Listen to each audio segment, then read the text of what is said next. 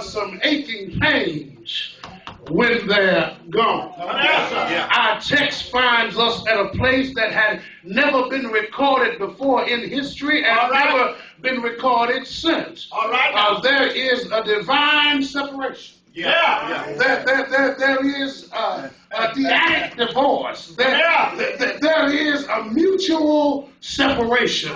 There is a break in fellowship. There is a break in communion. There's no longer the free flowing of relationship, but there is a problem in heaven.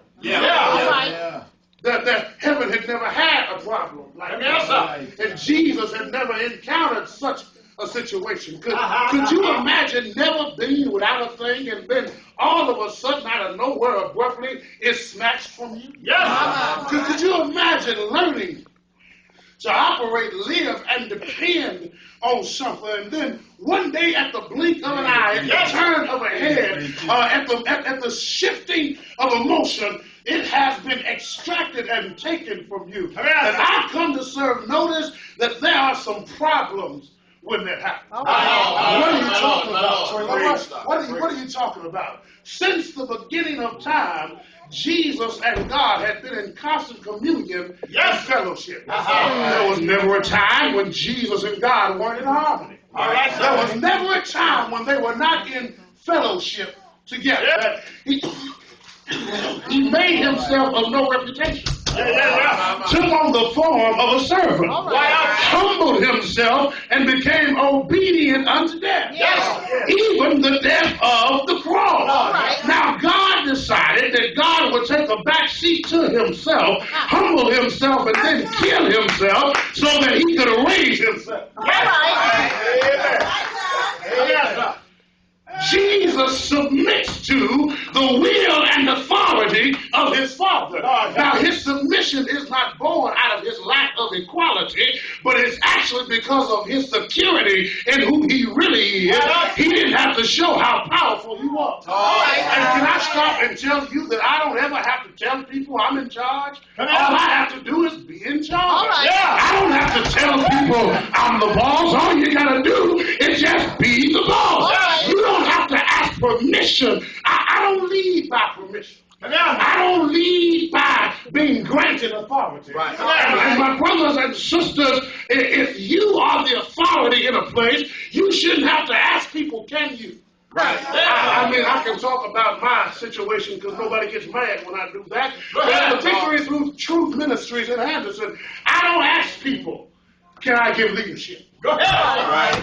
I don't ask people, can I cast vision and offer direction? It's mine by virtue of who I am. So Jesus does not have to get permission from God to be Jesus. It's his by virtue of his relationship with the Father, but he doesn't allow who he is to mess up who he is. He said, I'm God the Son, but I must bear in mind I'm the Son of God. And because I'm God the Son, I'm in charge, but because I'm the Son of God, I submit myself to the will of God.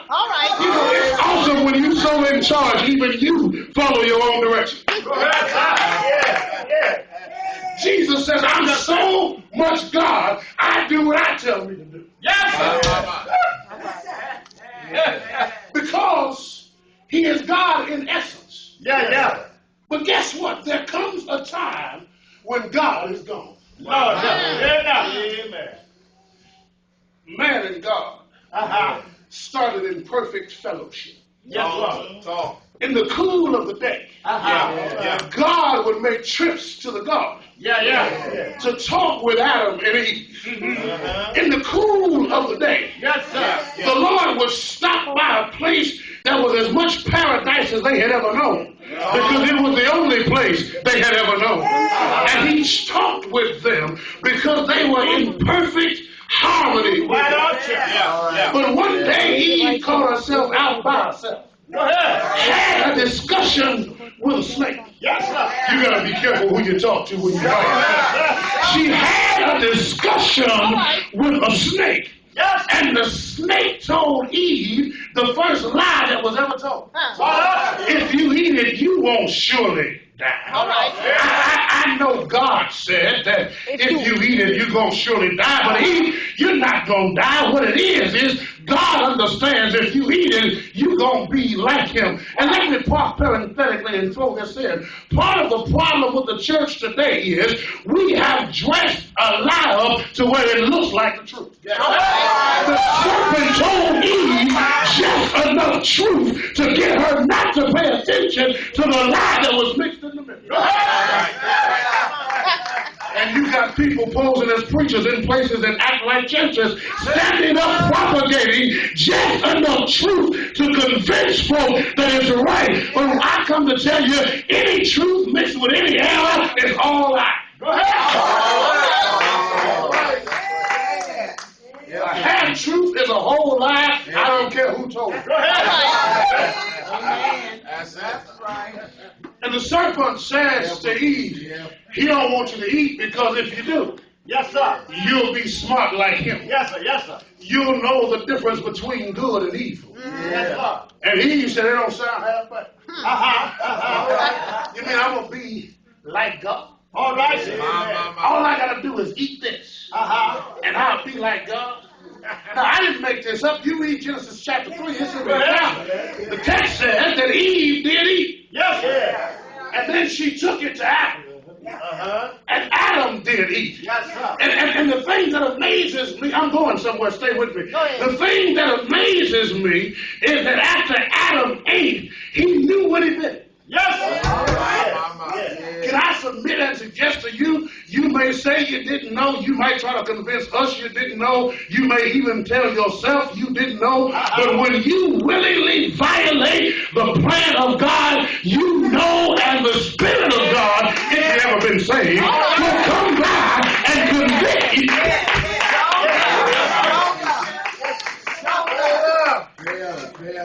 As a result of Adam's eating, his eyes were open.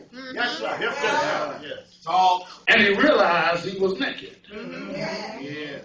But what I like about how God does is, he doesn't intimidate Adam by showing up in the flesh. He doesn't scare Adam by showing up in all of his splendor. Yes, sir. But the text says the voice of God. All right. Not God himself, because Adam couldn't have handled it to see God walking at him with his eyes set. See, usually when God walks up, he's glad to see Adam. Usually when God walks up, he's excited about fellowship. But now if God were to walk in the garden after Adam, there would be no smiles, there would be no loving embraces, because the relationship has shifted. So the voice of God starts walking through the garden. And I come to tell you, sin will make you crazy. Because the voice asked Adam, say, Adam, where are you? Notice he didn't say, Adam, what are you doing? He said, Adam, where are you? And Adam immediately answers, I saw I was naked. And I hid myself. Adam, who told you? All right. You were naked. Adam starts offering up excuse after excuse. Well, it was that woman you gave me. The serpent gave it to her, and she gave to me, and I did eat. But the reality is, let me talk parenthetically and share with you, I don't care who she is or where she comes from, the charge was not given to her. The authority was not hers. Adam is the responsible party. You notice God didn't show up and ask where Eve was. He didn't show up and ask where Eve was. Eve was doing what Eve does. He said, the one I left in charge was. Let me talk very simply while I come on down this street here. The reason I'm in charge at the church where I pastor, because when the Lord comes back asking what happened, he doesn't say brother deacon, he doesn't say brother trustee, he doesn't say board member, he says pastor, where are you? All right. And if I've got to explain what happened, I'm going to know why it happened. I will not answer God like Adam and say, well, that's what they wanted me to do, so I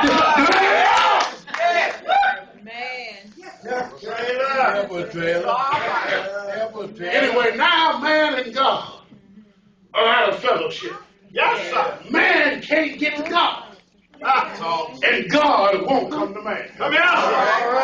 There's a breach in between the two. There's a break in the line of communication. But I told you on the first night, if you're about the Father's business, you recognize that there's the business of creation, then there's the